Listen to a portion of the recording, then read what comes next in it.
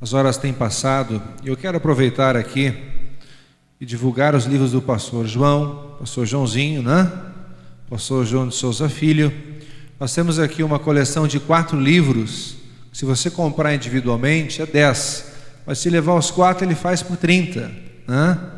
Os títulos são Conhecendo a Pessoa do Espírito Santo, Dons de Revelação, Dons de Romanos 12, Deus de Profecias, né? Dons de Profecias, Línguas, Interpretações de Línguas, Fé, Milagres e Curas. Mas se você levar os 4, sai por 30. Forças Ocultas, é R$20, está vendendo por 10, preço promocional para vocês hoje. Demônios, Emoções ou Carnalidade. Aí, quer tirar essa dúvida? Leia também esse livro, também está por promoção por R$10 hoje, né? Está na banquinha lá fora com o GES, só hoje, né? Liquidação ou liquidação? Mas o certo é liquidação ou liquidação? Liquidando está tudo bem, aleluia. E tem um livro Complô, que aqui conta uma história que o pastor viveu na cidade de Porto Alegre, né? A história sobre satanismo em Porto Alegre, vale a pena ler, é arrepiante. Eu ainda não li, essa coleção é minha aqui, já comprei. Então esse aqui custa R$20.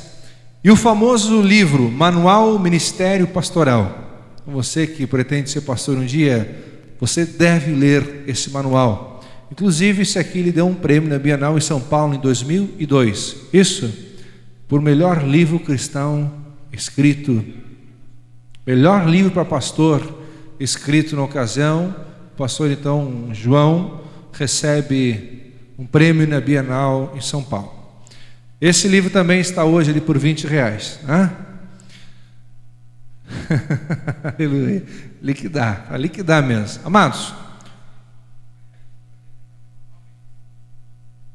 a editora do Silas fazer uma nova edição e ele está liquidando essa que tem então, né? Então você está levando o original aqui, né? Primeiro publicado pelo pastor João. Ainda pode aproveitar e levar uma dedicatória do pastor João. Pastor Botene, por gentileza, nosso pastor presidente vai estar passando aqui nesse momento e nós vamos estar orando, pastor, pelo pastor João. Amém. De pé, meus irmãos, vamos levantar as nossas mãos na direção do púlpito, vamos abençoar o servo de Deus. Compreendemos que a palavra do Senhor por si própria já é abençoada. Pai, muito obrigado por estarmos aqui. Senhor, nós não teríamos uma razão maior se Tu não estivesses aqui. Até porque a Tua palavra diz, Senhor, que onde houvesse 2 ou 3 reunidos no Teu nome, Tu haveria de estar ali. Senhor Jesus, essa certeza, Senhor, norteia a nossa mente e o nosso coração. E desejamos, Senhor, entrar na Tua presença e pedir, Senhor, que Tu venhas abençoar o Teu servo. Senhor, que a Tua palavra possa falar conosco de uma forma, Senhor, a nos levar mais perto de Ti nesta noite. Te agradecemos por tudo quanto nós já ouvimos aqui nesta noite, pelos louvores, pelos cânticos. E agora, Senhor, nós pedimos, Pai, que Tu venhas de fato, Senhor, repreender toda força estranha, tudo aquilo que não é Teu, Senhor. E que haja liberdade nesse local, Pai, para a adoração do Teu nome. Nós assim entregamos o Teu servo sob os Teus cuidados e Te agradecemos em nome e por amor de Jesus, nosso Salvador. Amém, Senhor. Amém. Obrigado, pastor. Pode tomar seus lugares. Eu sei que o culto pode ter sido um pouquinho prolongado. Já no tempo de louvor, gastamos quase 2 horas com louvor e adoração. E vocês estão dispostos a gastar um pouquinho mais com a pregação também? Amém? Aleluia por isso. Eu preparei esta palavra para trazer ao seu coração uma palavra de Deus para a sua vida, porque eu sempre me preocupo. A razão de eu trazer essa pregação hoje à noite é que eu sempre me preocupo com o tipo de pregação que tem havido hoje a respeito de vida vitoriosa. Os pregadores ultimamente estão usando muito os temas do Dale Carnegie, do Norman Vincent Peale, que é do passado, né? Mas hoje também de pregadores modernos para falar a respeito de vida vitoriosa. Estão usando conceitos mundanos. Quase todos os programas de televisão, eles estão usando conceitos mundanos para falar da vida vitoriosa do crente. E eu ouço isso constantemente. Mas a vida vitoriosa do crente não pode ser vista do ponto de vista de Dale Carnegie, que era um grande escritor da década de 70, nem de Norman Vincent Peale, nem do Lair Ribeiro, não é? Nem do Roberto Chiniachik, nem de qualquer outro pregador que prega motivação. Não, as motivações são boas, as frases são muito de efeito, são frases de efeito que trabalham muito na vida, mas a vida vitoriosa do crente tem que ser baseada no que diz a palavra de Deus. Amém, amados? O tema nosso aqui é 1 Pedro 2,9, que inclui a questão da santificação. E eu quero levar a você hoje a conhecer 3 elementos bíblicos que são importantes para a sua vida de vitória, para a sua vida de consagração, para a sua vida com o Senhor. Vamos ver se eu consigo manusear esse negócio. Aí está. Você não precisa nem abrir a sua Bíblia. Eu prometi a você que eu trazia os textos escritos para você hoje. Nós vamos ler alguns textos. O primeiro é este: eu, João, irmão vosso e companheiro na tribulação, em Jesus, no reino da perseverança, em Jesus, achei-me na ilha chamada Pátimos, por causa da palavra de Deus e do testemunho de Jesus. Observe aqui, 2 coisas você já encontra aqui: a palavra de Deus e o testemunho de Jesus. Então aqui você tem 2 chaves: palavra de Deus e o testemunho de Jesus. Vamos olhar a terceira chave, Apocalipse 2:11. Eles, pois, o venceram por causa do sangue do Cordeiro e por causa da palavra do testemunho que deram, e mesmo em face da morte não amaram a própria vida. Então essas são 3 armas que eu quero trabalhar com vocês hoje à noite. Primeira arma, não é? Que nós vimos aqui anteriormente, uma delas é a palavra de Deus, a outra é o testemunho de Jesus, e esta é o sangue de nosso Senhor Jesus Cristo. Mas nós vamos inverter a ordem e vamos começar com o sangue de Jesus. Por que nós vamos começar com o sangue de Jesus? Porque existe mesmo nas nossas igrejas um mau entendimento, um entendimento não bíblico a respeito do sangue de Jesus. E às vezes na nossa vida prática nós não sabemos usar, existe muita doutrina errada. A palavra fala que nós vencemos o diabo pelo sangue de Jesus. E alguns usam o sangue de Jesus para expulsar demônio. Eu também já fiz isso no passado. Primeira experiência que eu tive com os demônios, eu tinha 16 anos. Minha mãe, quando na vila onde nós morávamos, sempre que surgia algum endemoniado na vizinhança, chamava minha mãe. Minha mãe era fã, era conhecida dos demônios, o bairro todo conhecia, os demônios do bairro a conheciam, né? Então depois eu fiquei conhecido naquele bairro. Aí, às vezes de madrugada me chamava, tem uma casa lá que o cara está endemoniado. Minha mãe dizia, Joãozinho, vai lá e ora. Entrava eu pelos becos da vila e era expulsar demônio, e muitas vezes de maneira errada, usando o sangue de Jesus, até que eu descobri que o sangue de Jesus Cristo não é para expulsar demônio. O sangue de Cristo tem um efeito prático para a nossa vida no dia a dia. Que elemento, qual elemento na prática, como o sangue de Cristo pode nos ajudar no nosso dia a dia? Então, a morte de Cristo, veja bem, a morte de Cristo é um dos fundamentos da vida cristã. 2 coisas fazem o fundamento da vida cristã: a morte de Cristo e a ressurreição de Cristo. Olha só o que Paulo diz aqui quando ele escreve aos Coríntios: antes de tudo, vos entreguei o que também recebi, que Cristo morreu pelos nossos pecados, segundo as Escrituras. Então a morte de Cristo, ela é bíblica, ela é fundamental, não só para a sua salvação, não só para lhe dar a vida eterna. A morte de Cristo, ela é essencial para o nosso dia a dia. Quer dizer, havia um pecado, havia uma culpa hereditária sobre a minha vida que foi anulada na cruz. É o que nós chamamos de pena do pecado. O livro de Romanos trata sobre isso. O livro de Romanos trata da pena do pecado, trata do poder do pecado e trata do corpo do pecado. Quando eu aceito Jesus Cristo, eu sou liberto da pena do pecado, da condenação eterna que havia sobre a minha vida. E todos os dias, pelo poder do sangue de Cristo, eu sou liberto do poder do pecado. E quando eu morrer, serei liberto do corpo do pecado. Então, isso aqui é doutrina, faz parte da doutrina cristã, faz parte de todos nós. Esse texto é muito interessante, Romanos 4, 25. Não é? Eu vou ler o texto tradicional. Sendo justificados gratuitamente por sua graça, mediante a redenção que há em Cristo Jesus, a quem Deus propôs, veja bem, a redenção vem no seu sangue. Você está lendo o texto lá em cima? Como propiciação, quer dizer, como oferta, mediante a fé, para manifestar a sua justiça, por ter Deus, na sua tolerância, deixado impunes os pecados cometidos anteriormente. Então, o sangue de Cristo, ele é importante para a nossa salvação. O que é a propiciação? Propiciação vem de uma palavra, tanto a palavra no hebraico quanto a palavra no grego, ela tem o mesmo sentido, que é o sentido de cobrir. Mas não é cobrir como algumas empregadas fazem, que botam o lixinho debaixo do tapete. Não, cobrir o lixo.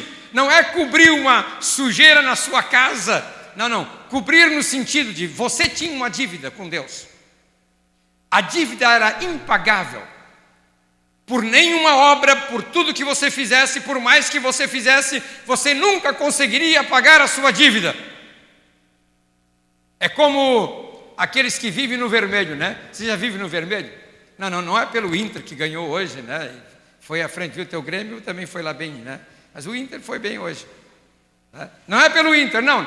Vive no vermelho significa a sua conta bancária está sempre estourada, está sempre no limite, sempre no limite. Se você gastar um pouquinho mais, estourou o limite. Seu gerente lhe chama: ô fulano, sua conta estourou. Você tem que depositar urgente hoje R$100, que ele tem que prestar conta perante o Banco Central, é tudo controlado pelo Banco Central.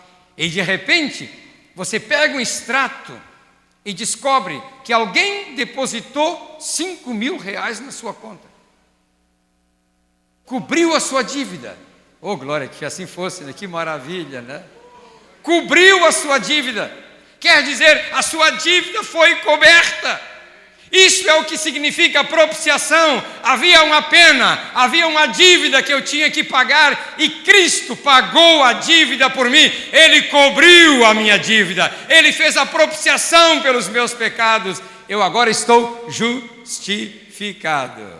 Você está entendendo? Eu estou justificado. Essa é a essência da salvação. Por que isto? Porque eu estava debaixo da ira divina. O sangue de Jesus, ele nos livra da ira divina. Mas como, pastor, da ira? Sim, da ira divina. A Bíblia fala: Deus prova o seu próprio amor para conosco pelo fato de ter Cristo morrido por nós, sendo nós ainda pecadores. E olha esse versículo: logo, leia ali comigo, muito mais agora, sendo justificados pelo seu sangue, seremos por ele salvos da ira de quem? Não é do diabo. Não era a ira de Deus, como está lá em Romanos 1,18, né? Em Romanos 1,18 está falando dessa ira. Não sei se eu coloquei esse versículo para você aqui, não é? Mas lá em Romanos 1,18 fala dessa ira. A ira de Deus se manifesta. A ira de Deus vem sobre as pessoas. E quando você aceita Jesus, quando o sangue de Jesus vem sobre você, você está livre da ira de Deus. Deus agora vê você de maneira diferente. Amém, amados? Então, o sangue de Jesus, ele é muito importante. Olha esses dois textos que diz aqui. e para aguardardes dos céus o seu Filho, a quem ele ressuscitou dentre os mortos, Jesus. O que diz ali? Leia comigo. Jesus, que nos livra da ira vindoura. Quer dizer, você agora já está liberto da ira que haverá de vir sobre toda a humanidade. Você já está liberto, porque o sangue de Jesus marcou a sua vida, o sangue de Jesus pagou a sua dívida, e você agora está justificado em Cristo Jesus. Por isso Jesus disse: quem nele crê quem nele crê não é julgado. O que não crê já está julgado, porquanto não crê no nome do unigênito Filho de Deus. Eu gosto muito desse texto de Apocalipse 5, porque João está escrevendo para a igreja, e João faz um ode, faz uma dedicação, faz uma saudação, faz um elogio à pessoa de Jesus, quando ele diz: àquele que nos ama e pelo seu sangue nos libertou de nossos pecados. Amém, amados? Não se assuste, alguém tropeçou num lenço lá atrás. O sangue, ele nos mantém purificado todos os dias. O sangue tem efeito prático todos os dias. Se, porém, andarmos na luz. Como é que diz ali? Se, porém, andarmos na luz, como Ele está na luz, mantemos comunhão uns com os outros, e o sangue de Jesus, seu Filho, nos purifica de todo o pecado. Quer dizer, Jonatas, o sangue é para o dia a dia. A minha unidade contigo, a minha comunhão contigo, a ofensa que tu tinhas contra mim e eu tinha contra ti, ela é julgada, justificada, propiciada todos os dias pelo sangue de nosso Senhor Jesus Cristo, que foi derramado na cruz do Calvário. Amém, amados? O sangue faz parte da nossa identidade. O sangue não foi derramado para o diabo. Às vezes eu ouço pregadores, e vocês devem ter ouvido, pregadores falarem que o sangue de Jesus foi o preço que o diabo pediu. Já ouviram isso? Já, alguns de vocês já ouviram. Sangue de Jesus, o diabo pediu a vida de Jesus, o diabo pediu o sangue de Jesus. Isso não é bíblico, amados. Não, porque no projeto de Deus, antes da fundação do mundo, Deus já tinha proposto mandar o seu Filho. A Bíblia fala em 1 Pedro que ele morreu antes da fundação do mundo. Sangue não foi derramado para o diabo, sangue foi derramado para Deus. Por isso que eu gosto desse texto. Eles, pois, o venceram por causa do sangue do Cordeiro e por causa da palavra do testemunho que deram, e mesmo em face da morte não amaram a própria vida. Olha esse texto de Apocalipse 5:9. Eu estou dando hoje para você Bíblia, muita Bíblia. Você nem está tendo tempo de anotar, né? Não está tendo tempo de anotar, mas o sermão vai ficar no computadorzinho ali. Não sei de quem é esse computador, já vai levar de graça esse sermão. O sangue, ele não foi derramado para o diabo, foi para Deus. Eu gosto muito desse texto aqui, e eu até grifei ali. E entoavam, lá em Apocalipse 5, né? E entoavam um novo cântico, dizendo: digno és de abrir-lhe o livro, de tomar o livro e de abrir-lhe os selos, porque foste morto, e com o teu sangue compraste. Eu gosto muito disso aqui. E com o teu sangue compraste para o diabo. Foi isso, amados? Não, com o teu sangue compraste para Deus os que procedem de toda tribo, língua, povo e nação. E para o nosso Deus os constituíste reino e sacerdotes, e eles reinarão sobre a terra. A sua vida, meu amado, você se tornou geração eleita, você se tornou sacerdócio real, você se tornou nação santa, por causa do sangue derramado de nosso Senhor Jesus Cristo. Ele merece uma salva de palmas. Dá uma salva de palmas ao nosso Deus.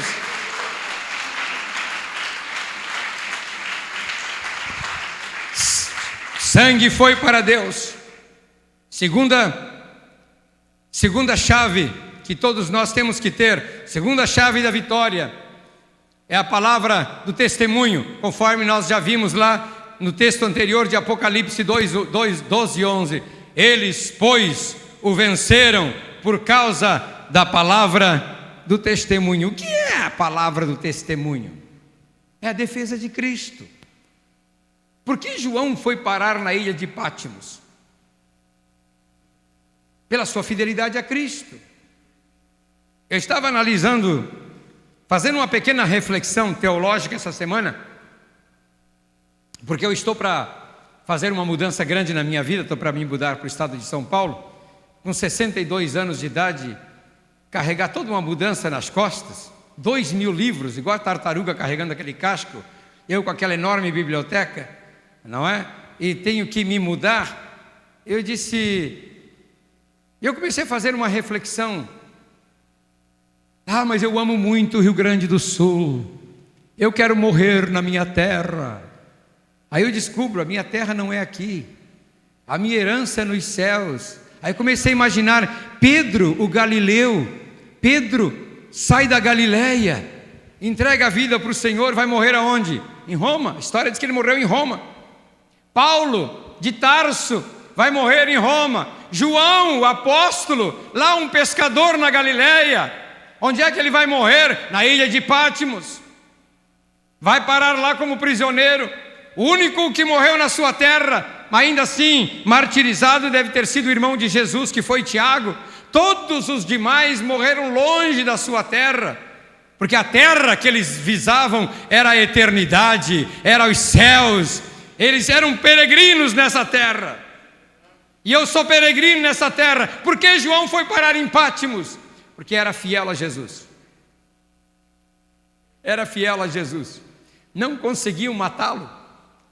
A tradição cristã fala que várias vezes o imperador tentou matar a João e não conseguiu. Essas são coisas da tradição, não está na Bíblia. Diz que uma ocasião pegaram a João e colocaram dentro de um pote de azeite fervendo. É a tradição que conta. E João saiu inteiro. Então o negócio é o seguinte: já que não conseguimos te matar, vamos te mandar para a ilha de Pátimos. João estava com quase 90 anos de idade. Foi trabalhar quebrando pedras. Foi trabalhar como escravo numa pedreira. Mas lá, por causa da sua fidelidade a Deus, ele pôde escrever: eu, João, vosso irmão, companheiro na tribulação, estava prisioneiro em Pátimos, um dia o céu se abriu diante dele. Fidelidade ao Senhor Jesus Cristo. Esta é palavra do testemunho. Você não abre mão. Você dá testemunho do nosso Senhor Jesus Cristo. Eu, João, irmão vosso e companheiro na tribulação, no reino e na perseverança em Jesus. Achei-me na ilha chamada Pátimos por causa da palavra de Deus e do testemunho de Deus. Olha o que Jesus fala para a igreja, a igreja de Pérgamo. Conheço o lugar em que habitas, Jesus diz, onde está o trono de Satanás. Imagina, aqui em Porto Alegre o trono de Satanás não está aqui, tem os discípulos dele. Mas o lugar onde ele mora, porque Satanás ele não é onipresente, né? Ele não pode estar em todos os lugares ao mesmo tempo. Ele tem a sua rede de informação, ele tem o seu lugar. Quando ministro o batalha espiritual, eu até mostro onde é que ele está morando hoje. É a minha ideia, né? Eu até mostro onde ele está morando hoje. Mas aqui em Porto Alegre não está o trono de Satanás, mas na ocasião eu estava em Pérgamo. E eu tenho bases históricas que comprovam isso que Jesus está dizendo. Jesus está dizendo: aí em Pérgamo está o trono de Satanás, mas vocês conservam o meu nome, vocês não negaram a minha fé. Sabe que eu tenho uma preocupação, pastor Luiz, com a geração de hoje. Se vem uma perseguição, se vem uma luta, se vem uma tribulação, muita gente vai negar a fé. Eu estava lendo agora há poucos dias um livro que eu comprei, gosto muito de ler. Comprei um livro, Prisioneira no Irã. Quando Khomeini tomou o poder, na década de 1978, 79, Khomeini tomou o poder, que o Irã se tornou islâmico. Você não vai acreditar quantas estudantezinhas de 14, 15, 16 anos e rapazinhos ele fuzilou, porque diziam que eram revolucionários. E essa menina tinha 14 anos de idade, quando ela estava no paredão para ser fuzilada. Era uma católica, mas não era por ser católica, por ser cristã. um dos réus, um dos guardas, gostava muito dela, tirou-a do paredão. E aí depois se desenvolve toda a história. E ela dizia assim: mas eu não posso negar a minha fé, eu não posso negar a minha fé. Uma católica morrendo, mas não posso negar a minha fé. E creu e Deus a tirou de lá. É uma história muito interessante. Antipas, a Bíblia diz aqui, Antipas morreu por não negar a Cristo. Tem um período da história que eu acabei de ler no livro dos Mártires de John Foxe. John Foxe escreveu esse livro em 1559, logo depois da Reforma, mas ele estava exilado na França, era um inglês, e ele começa a contar a história da pré-reforma na Inglaterra. E eu, no final, disse assim: mas todo mundo para na fogueira, todo mundo para na fogueira, todo mundo para na fogueira. Aqueles homens e mulheres eram levados para a fogueira, pela Igreja Católica, porque não aceitavam a doutrina de que o pão se transforma em carne, literalmente, e que o vinho se transforma em sangue. Por não aceitarem a doutrina da transubstanciação, eles eram levados para a fogueira. Alguns deles ficavam na fogueira mais de 1 hora sendo queimados e não eram consumidos. As pernas consumiam porque o fogo não subia, a lenha estava molhada, mas o cara está ali, não negando a fé, não negando a fé. Como disseram para Policarpo, Policarpo, discípulo de João, não é? De João, o apóstolo. Policarpo, lá no ano 110, quando foram queimar a Policarpo, ele estava com 90 anos de idade, e disseram: Policarpo, você é um velho, você vai sofrer numa fogueira. Ele disse: esses anos todos, ele nunca me desamparou, eu não vou negar o meu Senhor agora. E foi para a fogueira, foi para a fogueira, aleluia. Quantos entregaram a sua vida para não negar a Jesus? E é isso que Deus quer dessa geração, porque eu digo para vocês: não pensem que o mundo vai viver uma época de liberdade religiosa como vivemos hoje. A liberdade religiosa nossa está sendo cada vez mais restringida. Eu mandei há pouco tempo um e-mail aí nesse negócio dessa lei da homofobia que está para passar no Senado e que não fazem nunca, né? Quando saiu, eu logo mandei uma carta para os nossos senadores gaúchos, o Painho, o Zambiás e o Simon. Olha, é melhor vocês votarem no Senado o aumento de prisões no Brasil, porque serão milhares e milhares e milhares de pastores que vamos entupir as prisões, porque nós não vamos negar o que diz a palavra de Deus. Não vamos negar. Nós não podemos, temos que manter o testemunho de Jesus. Existe uma peça da história, uma peça que eu digo um pedaço literário, não é? Na história, esse Plínio o jovem, vocês que estudam, vocês sabem, tinha o Plínio velho, e o Plínio jovem era o sobrinho do Plínio velho. E o Plínio jovem, ele mandou uma carta ao imperador Trajano, não é? Dizendo como é que ele procedia com aqueles que não renunciavam à fé cristã. Ele diz: eu mando açoitar, depois se a pessoa não se dobra perante os ídolos de Roma, eu mando fuzilar, eu mando matar. E o Trajano responde que está bem. E aí ele escreve a Trajano de 2 ex-escravas conhecidas como diaconisas que renunciaram à fé.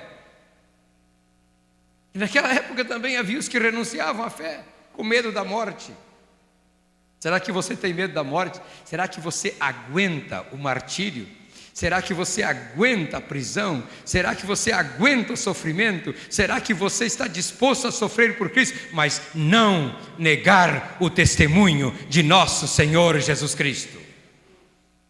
Anos atrás eu costumava, com um grupo de pastores, nós durante muitos anos frequentávamos um lugar aqui de Porto Alegre, era uma sauna, e segunda-feira era o dia dos pastores folgar, nós nos encontrávamos lá, pastores de diversas denominações. E era interessante que tinha um pastor lá que ninguém sabia, todo mundo sabia que nós éramos pastores, mas ele frequentava lá, ninguém sabia que ele era pastor. Ele nunca falou que era pastor, ele nunca se declarou pastor. Agora eu logo me declaro, né? Minha vizinhança toda sabe que eu sou pastor. E no avião, então, quando eu viajo, é a melhor coisa. Se eu quero uma viagem tranquila, não quero ninguém conversando comigo, eu quero refletir, eu quero ler, a pessoa pergunta, mas o que o senhor faz? Eu digo, eu sou pastor. Aí elas não querem nada comigo, né? Pastor, a gente não quer nada com pastor. Pastor em avião dá azar, avião cai. Olha aqui, mártires por Cristo. Quando ele abriu o 5º selo, vi debaixo do altar as almas daqueles que tinham sido mortos por causa da palavra de Deus. Olha aqui as 2 armas. Esses aqui cujas almas estão debaixo do altar, a Bíblia diz, foram mortos por causa da palavra de Deus e por causa do testemunho que sustentavam. Nós não abrimos mão. Vi também tronos, e nestes sentaram-se aqueles aos quais foi dada autoridade para julgar. Vi ainda as almas dos decapitados por causa do testemunho de Jesus, bem como por causa da palavra de Deus, tantos quantos não adoraram a besta, nem tampouco a sua imagem, e não receberam a marca na fronte e na mão, e viveram e reinaram com Cristo durante 1000 anos. Se você mantém o testemunho de Jesus, você vai reinar com Cristo. Você vai reinar sempre com Cristo. Então nós temos que continuar. Nós não sabemos na prática hoje, amados, o que isso significa. O que é manter o testemunho de Jesus? Porque hoje é chique ser gospel. Até minha neta vinha perguntando hoje, ela perguntou no carro para mim, fui buscar minha neta num retiro de pré-adolescentes, e a minha neta sempre me pergunta coisas em inglês, porque eu falo inglês fluentemente, então quando ela não sabe, ela pergunta para o vô. Vô, o que é gospel? Olha, gospel é evangelho. É só que nós os brasileiros nós somos tupiniquins, somos tudo papagaio dos americanos, né? Então a gente fala música gospel, que a gente não quer dizer música evangélica. Mas é música gospel, mas é evangélica. Então hoje é muito chique ser gospel. Não, isso aqui é um livro gospel. Não, isso aqui é uma roupa gospel. Não, tudo isso aqui é gospel. Eu não quero dizer evangélico. Então é chique ser gospel, é estado social. Mas é possível negar a Cristo de outro jeito. Quando você não vive as exigências do discipulado, quando você não vive as exigências do que é ser um discípulo de Cristo, manter-se fiel. Vou passar rapidamente esses 2 textos. Terceira chave, essa é a última chave, a palavra de Deus. João fala sobre isso, né? Revelação de Jesus Cristo, que Deus lhe deu para mostrar a seus servos as coisas que em breve devem acontecer, e que ele, enviando por intermédio de seu anjo, notificou ao seu servo João, o qual atestou. O que João atestou? João confirmou, João comprovou o quê? A palavra de Deus e o testemunho de Jesus Cristo, quando a tudo que viu. Gente, é nisso, a palavra de Jesus se originou, é o que deu a este livro aqui, gente. É o que deu a este livro. A palavra de Deus é importante para a nossa vida cristã, por isso que Jesus diz, bem-aventurados aqueles que leem e aqueles que ouvem as palavras da profecia e guardam as coisas nela escritas, pois o tempo está próximo. O que é manter o testemunho de Jesus? O que é manter a palavra de Deus? Interessante que Jesus fala muito nesse negócio de ouvir e guardar a palavra de Deus. Houve um tempo em que as empresas gostavam de contratar crentes para serem empregados, porque eram os melhores empregados. As famílias ricas de Porto Alegre gostavam de empregar as mulheres pentecostais, porque eram as melhores empregadas. Mas esse tempo passou. Vários empresários têm dito para mim, crente eu não contrato, porque crente não trabalha, rouba, não é fiel, eu prefiro contratar um ímpio. Mas o que está havendo com a igreja? O que está havendo com os meus amados irmãos que não estão cumprindo com a palavra de Deus? o que era desde o princípio, João diz, o que temos ouvido, o que temos visto com os nossos próprios olhos, o que contemplamos e as nossas mãos apalparam a respeito do verbo da vida. E a vida se manifestou, e nós a temos visto, e delas damos testemunho, e vô-la anunciamos, a vida eterna, a qual estava com o Pai e nos foi manifestada. O que temos visto e ouvido anunciamos também a vós outros, para que vós igualmente mantenhais comunhão conosco. Eu acho lindo esses textos. Jesus fala em obedecer às suas palavras, não é? Você está obedecendo às palavras do Senhor? Você está vivendo uma vida de discipulado? Jesus diz, todo aquele que vem a mim e ouve as minhas palavras e as pratica, eu vos mostrarei a que é semelhante. E aí ele fala, é semelhante a um homem que edificando uma casa, cavou, abriu profunda vala e lançou o alicerce sobre a rocha. E vindo a enchente, arrojou-se o rio contra aquela casa, e não a pôde abalar por ter sido bem construída. Mas o que ouve e não pratica é semelhante a um homem que edificou uma casa sobre a terra sem alicerces, e arrojando-se o rio contra ela, logo desabou. E aconteceu que foi grande a ruína daquela casa. Eu às vezes me coloco como espectador dessa parábola, porque a palavra parábola quer dizer uma janela. Jesus, quando queria explicar uma coisa, ele abria uma janela para os discípulos, né? Como quem diz assim, olhem por aqui, é isso que eu quero dizer. Eu pareço me ver vendo duas casas. Elas são iguais, tem uma areazinha na frente, tem um puxadinho nos fundos, tem uma chaminé, as duas são iguais. Você olha assim, não sabe qual é que está edificada na rocha e qual é que está edificada na areia. Porque sempre que você lê esse texto, qual é a ideia que você tem? Uma casa que o cara botou lá em cima de um rochedo. Mas Jesus não está falando daquele rochedo no morro. Não, Jesus está falando de fundamentos. A fundação passou pela areia, chegou até o saibro mais duro e entrou lá na rocha, firmou-se na rocha. O cara cavou até encontrar a rocha. Então, olhando de fora, você não vê a rocha. Todas as duas casas são iguais. Até que vem um temporal, e a chuva começa a lavar aquela terra, e levar a terra, e levar a terra, e aquela que estava só sobre a areia, desaba e vai embora, mas aquela outra leva toda a terra, a casa não leva, porque ela estava edificada sobre a rocha. E é isso que o Senhor quer que a sua vida seja, meu amado irmão, firmada sobre a rocha, e a rocha é Jesus. Ele é a nossa rocha. Manter o testemunho da palavra significa viver conforme a palavra de Deus exige de cada um de nós. Não abrir mão de princípios bíblicos. Quando os homens decidem contra a palavra de Deus, como é que você reage? Eu estava lendo uma declaração de um líder nacional, casualmente hoje, andei vários dias com aquilo na Bíblia que eu recebi pela internet, hoje eu rasguei e botei fora. Mas eu tenho lá nos meus arquivos. Estava aquilo na minha Bíblia. Um líder nacional. E ele estava dando a sua declaração a favor do aborto.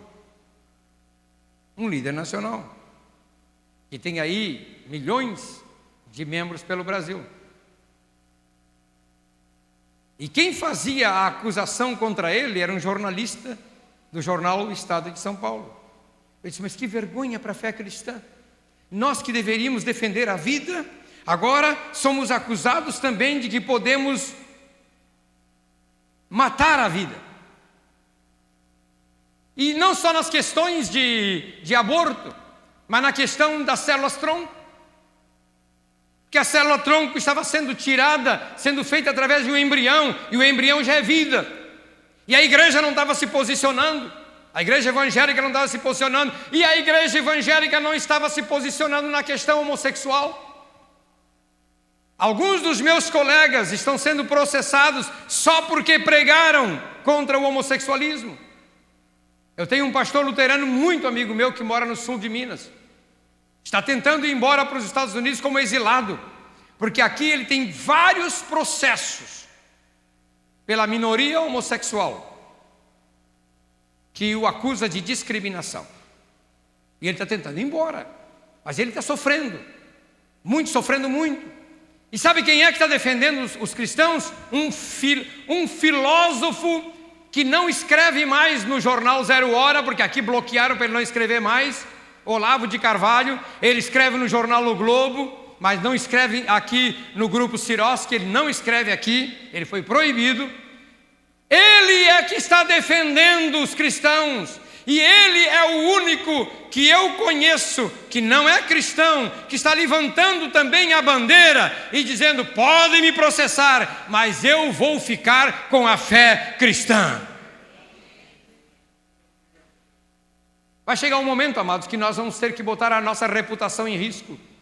Ou ficamos ao lado da palavra de Deus, ou ficamos ao lado do que a lei diz. Algumas coisas nós estamos engolindo, como o divórcio, por exemplo. Eu não consigo, desculpe, eu vou dar minha opinião clara, eu não consigo ver aquele homem que eu casei.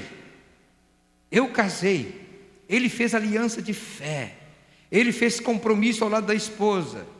E agora eu vou na mesma igreja e vejo ele sentado ali com a outra mulher, e essa mulher, o marido dela está sentado lá com outra mulher, que o marido está lá com outra mulher, e a igreja está cheia de gente que nós casamos, que fizeram um compromisso e que foram agora se misturando. A palavra de Deus não dá margem para muita coisa, não, porque se havia dureza no coração nos dias de Moisés, Jesus disse que nós temos que perdoar até os inimigos. E ele diz para os maridos: amem suas esposas como Cristo amou a igreja. E Cristo amou uma igreja que vem se prostituindo, uma igreja que vai atrás de outros deuses, uma igreja promiscuída, uma igreja que às vezes o detesta, uma igreja que abandona o amor dele, mas ele continua perdoando. Ele continua amando, e ele diz: venham para mim, eu perdoo vocês. E é com esse amor que nós temos que perdoar. Então nós temos que guardar a palavra de Deus até o que ela diz. Então essas 3 chaves são muito importantes na sua vida. Você quer ser um cristão vitorioso? Cadê meu tecladista? Você quer ser um cristão vitorioso? Eu não recomendo que você leia os livros de autoajuda. Até pode ler os livros de autoajuda, mas essas 3 coisas são mais importantes que qualquer autoajuda: o poder do sangue de Cristo, o testemunho de Jesus e a palavra de Deus. Amém, amados? Vamos repetir juntos 3 coisas que são a chave da vitória. Diga: 3 coisas que são a chave da vitória: o sangue de Cristo, o testemunho de Cristo e a palavra de Deus. Vamos ficar em pé. Esse cântico que tem no Cantor Cristão, ele é muito lindo, porque ele fecha com o que eu digo. Acho que é Sol maior. Está muito baixo. Tá bom agora aí. Em nada ponho a minha fé, senão na graça de Jesus, no sacrifício remidor, no sangue do bom Redentor. A minha fé e o meu amor estão firmados no Senhor, estão firmados no Senhor. Eu estava buscando um cântico que fechasse com esse sermão. Eu gosto de terminar meus sermões com alguns cânticos. Esse Deus, qual é o cântico? Eu me lembrei porque eu gosto muito dessa música em inglês. My faith is built in nothing less than Jesus Christ and righteousness. Mas sim, não tem que ter em português. Aí eu fui lá no inário de vocês. Amém, Jesus. E está lá essa beleza, essa glória, preciosidade. Cante comigo a primeira estrofe outra vez. Em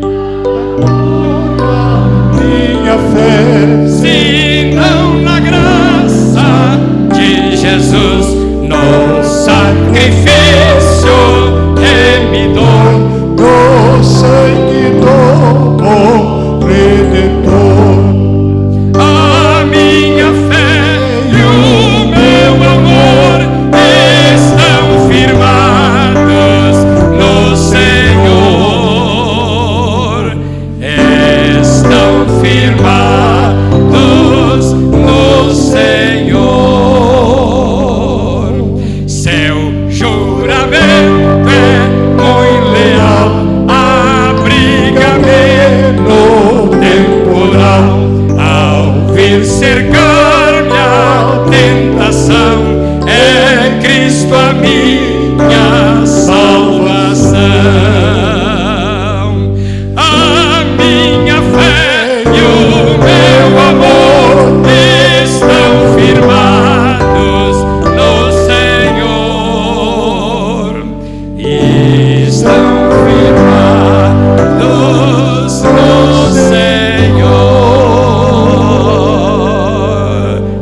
amados.